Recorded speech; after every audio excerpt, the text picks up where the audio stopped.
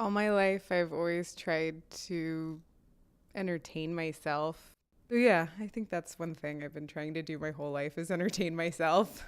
Do you remember your feeling when you just started writing your first play? Yeah, I was taking a class at this place called there's a theater company called Labyrinth Theater Company here in New York. They do this thing called the Lab Masterclass, and so you go in and you learn about producing, you learn about acting, you learn about writing, you learn about all kinds of things with people who have done it. And that was so, like, your first draft of your first full length play is so exciting.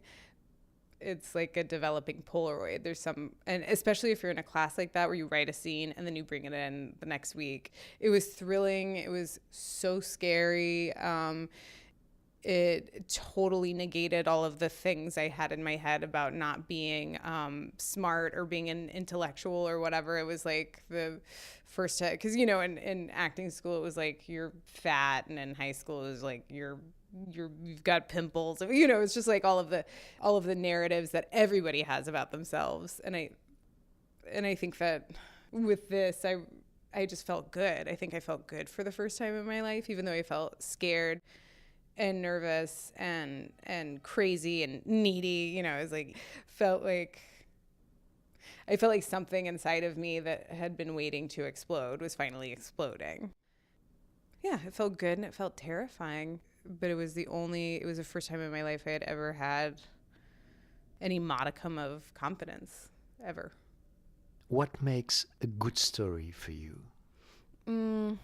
What I like to watch is so wide, and I think I like plays where nobody's guilty, I guess, where people are examined in such a way that you don't have a verdict for their character at the end. Plays that I like best have a kind of empathy on display for their characters. Like, even like one of my favorite things to listen to is this. There's this BAFTA podcast series, and there's one interview with Charlie Kaufman that I adore, and I listen to it like once a month when I'm feeling low. That's how often I feel low about everything, and I listen to it once a month because he's such a great teacher. But then I look at his work and I like it, but I don't love any of it as much as I love this one talk that he gave. That one talk that he gave is infinitely more valuable to me than Eternal Sunshine for the Spotless Mind. You're talking a lot about teaching. You're a teacher. What do you think you need to learn to be a good writer? I think obviously a good work ethic. Which means I think the work ethic. I mean, like you're willing to write 10 pages a day and bring it into a class if you're a student and have people tear it apart, and you're brave enough to. It takes a lot of bravery to show people what's inside of you or what's inside of your head and be willing to have it torn apart, because like you have to start there, because then the critics are going to do it to you. And then I think there's also a counterbalance to that where you have to be willing to not just have your work torn apart, but like defend it from being torn apart, because you still need to have your voice. So yeah, I think it takes an awful lot of work. do you need rules? A kind of ritual? I do that when I have a lot, because I still work 17 million jobs to be able to afford to live. So when I'm really busy and I don't have any days off in a given week, which happens often, then I'll be like, okay, so I have a job that goes from 6 a.m. to 9 a.m. and then another one from 10 a.m. to 2 p.m. And then I have like a 3-hour break between that and the next job. Or teaching or whatever it is. So that 3-hour window from 3 to 6, I have to be sitting down and I have to be writing, and I give myself a very specific assignment about what I have to get done.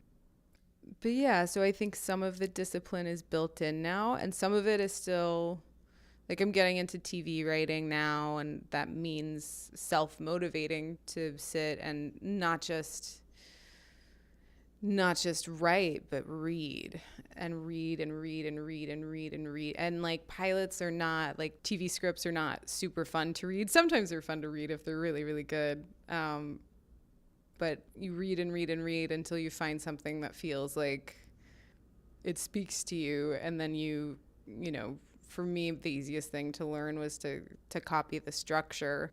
That's how a lot of people, but that is not something that I personally did with playwriting. Playwriting was a really natural transition for me because I had been acting since I was 14.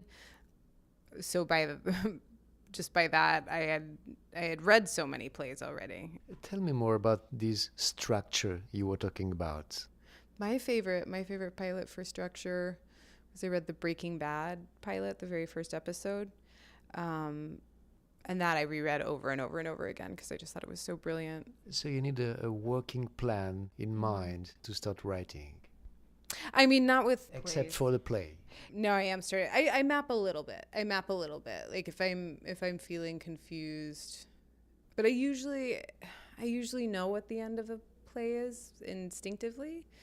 But yeah, but a little bit. I'll like write down notes for myself. Like tomorrow I'm going to write the scene where, you know, he's on the stoop and he's waiting for her with the flower and, you know, really little notes to myself about what I think should happen next. When you're writing, what do you feel when it's not a good text for you?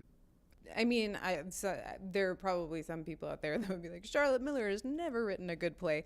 But no, I mean, I think that would actually be kind of flattering to have someone like hate my work that much. So I don't think I have any like super not fans.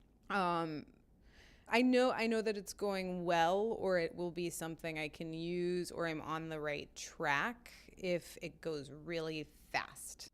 If it's like lightning coming out, that usually means it doesn't mean I'm going to keep it. It doesn't mean I'm not going to change it. It doesn't mean that it's brilliant. It doesn't mean that like, you know, I'm going to win a Pulitzer. It just means that like I'm on the right track if it's coming out really fast.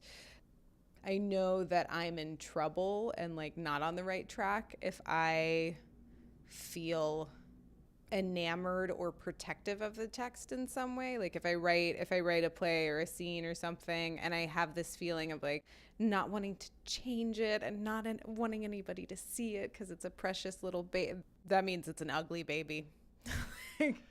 How do you use your personal life as a basis for your stories? Too much.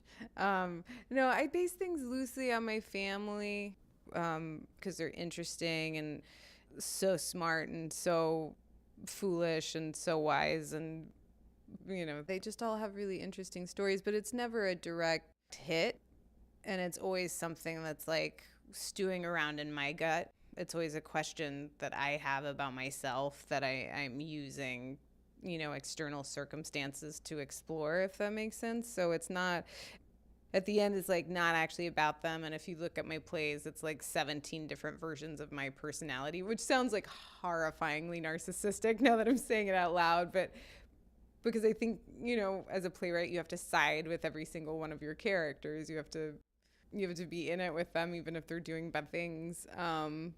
Now I have a few different like little obsessions that have nothing to do with my family, but it does have to do with my personal frustration with the internalized misogyny that I see around me, because I don't think that women can expect to be treated well by men when we're not treating each other well. The things that I see in the entertainment industry, the way that women treat each other it's atrocious. Would you say that your writing is a continuation of your personal conversation? Yeah, for sure. For sure. I mean, sometimes that conversation happens while I'm journaling. And a lot of the time, I talk to myself in my head, but it's like I'm talking to someone else. It's like I have this imaginary person who's like, well, tell me about that. And how did that make you feel? And have you ever told anyone this before? And it's almost like a confessor. I'm like, yeah, I was really hurt when A, B, and C happened. But then I see that it was actually, you know, I end up having a really long conversation while I'm, you know, hiking or walking or driving or journaling. And it's funny because it's, sometimes I'll pretend in my head, I'm like, oh, this is that, teacher I had that I talked to in my head, or this is that playwright that I love that I'm talking to in my head, or this is my, my stepdad who passed away, who I'm talking to in my head. But I think my suspicion is that it's always the same shadow person that's just, consciousness or whatever. It's never anybody else. It's always just me talking to myself. What does it add to a written play to be performed in a theater for you as a writer?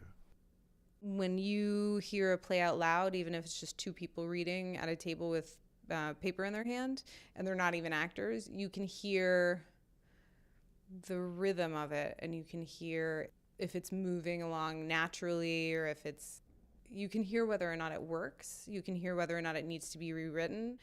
And then when you add, rehearsal and the elements of like rehearsal and time and an audience, the thing changes too, because it turns into an organism that isn't yours anymore.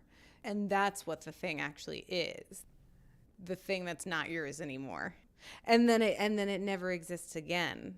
It never exists again, even if the play is published and even if it's the most produced play in America, it doesn't exist anymore. That version of it doesn't exist. And that's so weird and existential. And I can't compute why I keep putting myself in that position where you put so much hard work into this thing and you shape it and shape it and shape it, and then it's gone. Like, this seems like such a masochistic thing to do. But then also if it lived forever, I think I wouldn't love it as much. Is it easy for you to get rid of the characters you created in your plays? It's hard to shake like while I'm still in it in some ways, but it's sort of like being abandoned a little bit. Like once you're done with tech, once you're done with preview, like after previews, you're technically not allowed to do any more rewrites. You're useless. And the play's running. It's almost like having an ex-girlfriend or boyfriend or something. Like you go to the theater and you see the play and they're running without you and they don't need you anymore. It's a terrible feeling. So it divorces itself from you in a weird way. And I always like to have something that I can jump into right after that. Like overlapping projects is like most of my friends who write try to do overlapping projects, because it is such a terrible feeling when the play is up and running and they don't need you. Because then like before that, like everyone needed you all the time. And then all of a sudden nobody needs you and you're useless. I'm going to leave the room, take the microphone, and add whatever you want to the interview. Wait, no, I don't. Oh, this is so strange. Wait, who am I talking to, though? I really don't want to just talk into the microphone at all. Oh, Philippe, how long does this last?